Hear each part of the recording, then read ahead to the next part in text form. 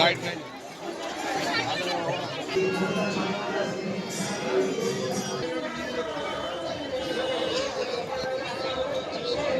Guys, আমি যাচ্ছি গঙ্গাসাগর।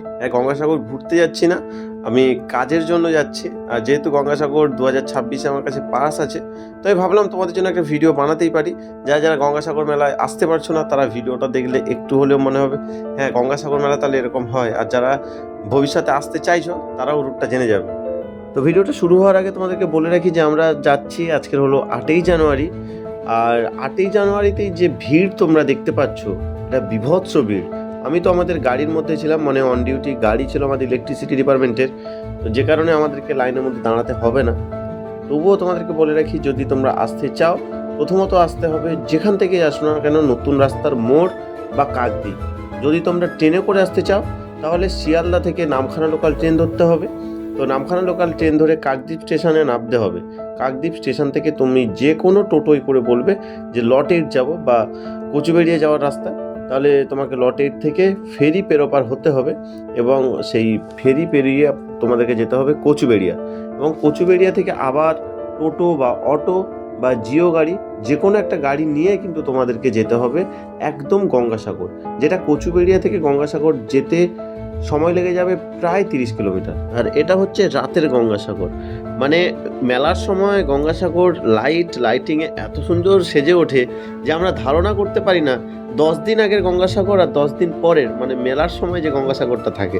তো যারা আসতে চাইছো তাদেরকে অবভিয়াসলি বলবো যে তোমরা প্রথমত লট 8 আসবে। আর মেলার সময় যারা আসবে তাদেরকে ভাই একটু হ্যাকেল তো নিতেই হবে, কারণ মেলার সময় কিন্তু প্রচণ্ড ভিড় হয়, আর একটু ভালো জিনিস দেখতে গেলে একটু ভালো ভিড় নিতে হবে। আর আমরা চলে যাচ্ছি মেন মেলার দিকে, শুধু তোমরা দেখতে থাকো যে লাইটিংটা কিভাবে সাজিয়েছে। হ্যাঁ, আমরা শুধু মেলার দিকে যাচ্ছি না, আমরা কাজ সেরে বাড়ি ফিরবো। তো ফেরার সময় আমরা ভাবলাম যে গঙ্গা স্নানটা করে নেই। আজকের হলো 11 তারিখ আর আমরা এসেছিলাম 8 তারিখ।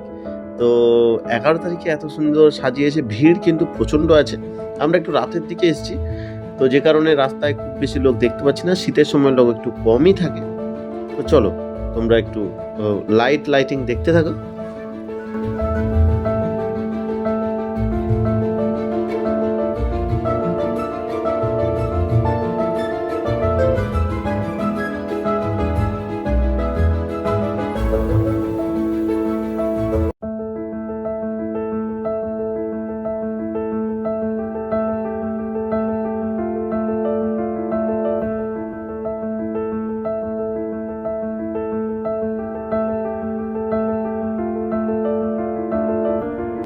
গঙ্গাসাগর মেলার সময় গোটা সাগর দ্বীপ জুড়ে খালি লাইট আর লাইটিং। তো এই লাইটিং দেখাতে আমরা চলে এসেছি একদম নদীর ধারে, মানে গঙ্গা দেবীর ধারে চলে এসেছি। আমরা এখানে স্নান করব এবং স্নান করে আমরা পুজো দেব কপিলমণি দেবের।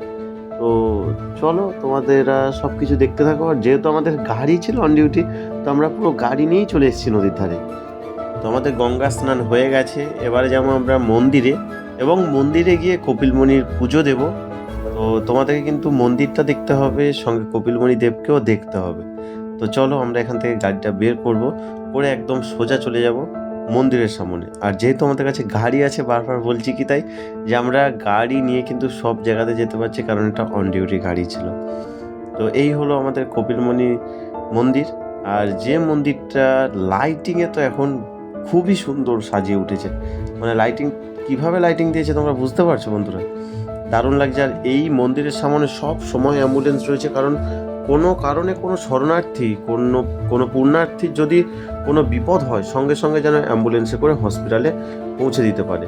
আর এখানে প্রচণ্ড পরিমাণে সিভিক ভলেন্টিয়ার দিয়েছে, যাতে আইন কেউ ভঙ্গ না করতে পারে। তো তোমাদেরকে মন্দিরের ভিতর নিয়ে যাব এবং মন্দিরের ভিতরে নিয়ে গিয়ে দেখাবো যে মন্দিরের ভিতরের পরিস্থিতি। এখন সেই রকম পরিমাণে ভিড় নেই, যে কারণে আমরা মন্দিরের ভিতর ঢুকতে পারছি। এবং এটাও আশা করবো যাতে তোমরা যখন আসবে তখন যেন তোমরাও মন্দিরের ভিতর ঢুকতে পারো এবং খুব ভালোভাবে যেন পুজো দিতে পারো তোমরা কপিলমণি দেবের।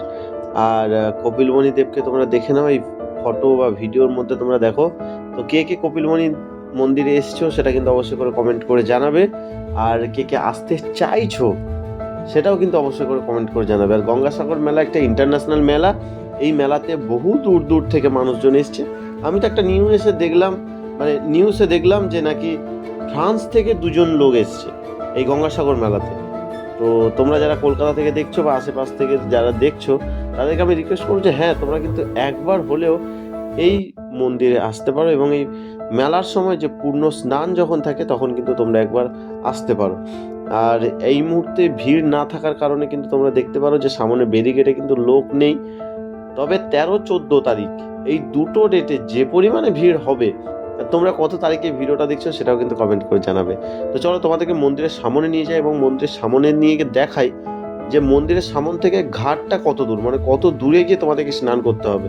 যদি পায়ে হেঁটে বলি তাহলে কিন্তু আনুমানিক 400 মিটার 400 মিটার হাঁটলে, মানে মন্দিরের সামনে থেকে 400 মিটার যদি তোমরা হেঁটে যেতে পারো তাহলে কিন্তু স্নান করতে পারবে। তো চলো সেই রাস্তায় যাই। তো এই দেখতে পাচ্ছ এটা কিন্তু আমরা মন্দিরের সামনে চলে এসেছি, আর এই রাস্তা দিয়ে যদি তোমরা একদম সোজা চলে যাও তাহলে কিন্তু তোমরা একদম নদীর ধারে চলে যাবে, যেখানে পুণ্যার্থীরা বা শরণার্থীরা স্নান করবে। মন্দির থেকে প্রায় 400-500 মিটার মতো ডিস্টেন্স লাগবে পায়ে হেঁটে। এই সময় এত ভিড় থাকে যে 500 মিটারটা তোমার কাছে কোনো ডিস্টেন্সই মনে হবে না।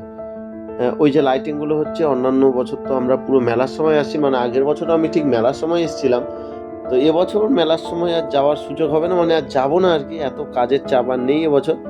তো তোমরা কিন্তু দেখতে পাচ্ছ যে লাইটিং মানে সেই পরিমাণের সাজায় কিন্তু। আর এই দেখো দূর থেকে কত সুন্দর লাগছে। তোমাদের সাগর মেলার মানে গঙ্গাসাগরের সব থেকে যেটা দেখার বিষয় সেটা হলো নাগা সাধু। নাগা সাধুদের কাছেও যাবো এবং নাগা সাধুরা কীভাবে বসে থাকে, এরা কিভাবে থাকে সব কিছু কিন্তু দেখাবো। তো ভিডিও যারা যারা এখনো অবধি দেখছো আমি বলবো আর 1 মিনিট কিন্তু ভিডিওটা দেখে নাও। তো চলো, তো আমাদের স্নান করা হয়ে গেছে, পুজো দেওয়া হয়ে গেছে, গাড়িও দাঁড়িয়ে আছে ওয়েট করছে, আমরা যাব। বেরোনোর আগে নাগা সাধু বাবাদের সঙ্গে তোমাদের আলাপ করিয়ে দিই। এখানে দেখতে পাচ্ছ এই যে নাগা সাধু বাবারা সব বসে আছে, এই ছোট ছোট কুঠিরে কিন্তু এরা থাকে। এরা সারা বছর থাকে না, কিছু নাগা সাধু সারা বছর থাকে, আবার কিছু কিন্তু অনেক অনেক দূর থেকে এরা আসে শুধুমাত্র এই মেলার সময়। আবার এই মেলা হয়ে গেলেই পূর্ণ স্নান হয়ে গেলে কিন্তু এরা চলে যায়। তো আমরাও বেরিয়ে যাব। যারা চাইছো যে গঙ্গাসাগর যাব কিন্তু আমরা আমাদের নিজস্ব গাড়ি নিয়ে যাব, তাহলে তাদেরকে বলবো যে সাগরে আসতে গেলে যদি তোমরা গাড়ি নিয়ে আসতে চাও তাহলে কিন্তু তোমাদের এই চাপ বা ভ্যাসেল বা জাহাজ বলো, এই জাহাজ কিন্তু তোমাদের গাড়িতে করে পার করতে হবে। যদি তোমাদের শুধুমাত্র 4 হুইলার গাড়ি হয়, মানে আমাদের এই গাড়িতে ভাড়া নিয়েছিল 490 টাকা। তো তোমরা যদি মানে প্রাইভেট গাড়ি আনতে চাও তাহলে কিন্তু তোমাদের 490 টাকা করেই ভাড়া পড়বে। তার সঙ্গে যে কজন থাকবে তারা কিন্তু ফ্রিতে যেতে পারবেন।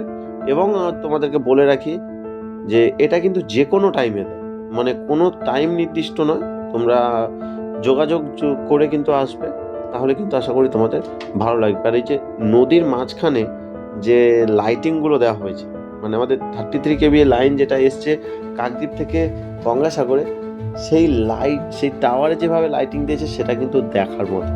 এই যে লাইটিংটা দেখছো গোটা নদী জুড়ে, গোটা গঙ্গাসাগর দ্বীপ জুড়ে, গোটা কাকদ্বীপ জুড়ে কিন্তু তোমরা এই শুধু লাইটিং আর লাইটিং দেখতে পারবে। তো আজকের মতো ভিডিও এতটুকুই। যদি ভিডিওটা তোমাদের ভালো লেগে থাকে অবশ্যই করে একটা লাইক কমেন্ট শেয়ার করে দেবে। আর আমি জানি ভিডিওতে একটু বেশি কথা বলে ফেলেছি আজকে। তো সবাই ভালো থাকবে, সুস্থ থাকবে, দেখা হচ্ছে পরের ভিডিওতে। আর হ্যাপি নিউ ইয়ার 2026 সবার খুব ভালো কাটুক এই বলে আজকের ভিডিও শেষ করলাম। সবাই ভালো থাকবেন, সুস্থ থাকবেন, টাটা, বাই বাই।